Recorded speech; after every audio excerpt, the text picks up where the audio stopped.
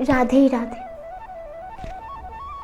जैसे कि हमने अपने पिछले वीडियो के माध्यम से ये समझने की कोशिश की कि जब भगवान हैं तो वो हमें दिखाई क्यों नहीं दे रहे। तो चलिए हम अपने आज के इस वीडियो के माध्यम से ये समझने की कोशिश करते हैं कि जब भगवान हैं तो उसके पश्चात भी हमें अपने जीवन में इतने दुख और परेशानियों का सामना क्यों करना पड़ रहा है। ये कहानी है एक नाई की, और वो नाई जो था वो बिल्कुल भी भगवान पे विश्वास नहीं रखता था। मतलब उसका मानना था कि भगवान है ही नहीं। तो एक बार एक व्यक्ति उनसे मिलने के लिए आते हैं और उनसे पूछते हैं कि आपके साथ आखिर ऐसा क्या हुआ है जो आप भगवान पे विश्वास नहीं करना चाहते। तो वो नाई उस व्यक्ति को अपने साथ उस गली में लेके जाते हैं जहाँ पे वो रहते हैं, और वो वहाँ कुछ लोगों को दिखाते हुए बताते हैं कि ये देखिए, इन लोगों को 2 वक्त की रोटी भी ठीक से नसीब नहीं हो पाती। इन लोगों को ना जाने अपने जीवन में कितने दुखों का सामना करना पड़ रहा है। तो अब आप ही बताइए कि अगर भगवान होते तो क्या इन्हें आज इतना दुख झेलना पड़ता। तो वो व्यक्ति वहां तो कुछ नहीं कहते, लेकिन जैसे ही वो दोनों थोड़ी दूर आगे जाते हैं तो उन व्यक्ति की नज़र एक बुजुर्ग भिखारी पे पड़ती है, जिनकी लंबी लंबी दाढ़ी और लंबे लंबे बाल थे।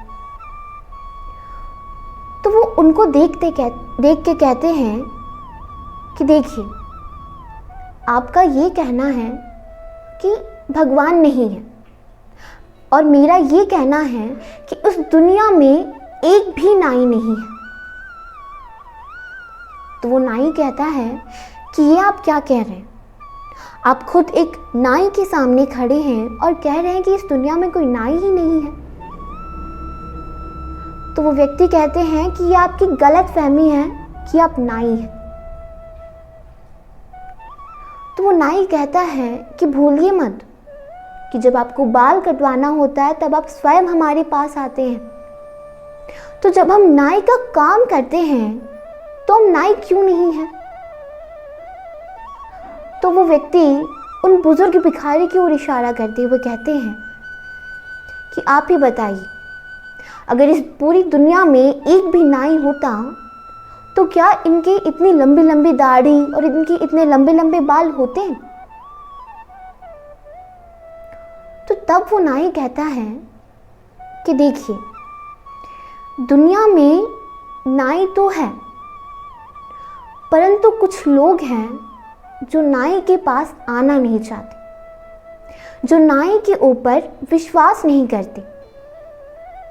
परंतु इसका ये तो मतलब नहीं कि दुनिया में नाई ही नहीं है। तो तब वो व्यक्ति जवाब देते हैं कि ठीक उसी प्रकार भगवान भी तो है। अब दुनिया में कुछ लोग हैं जो ना तो भगवान के पास जाना चाहते हैं, ना भगवान पे विश्वास करना चाहते हैं।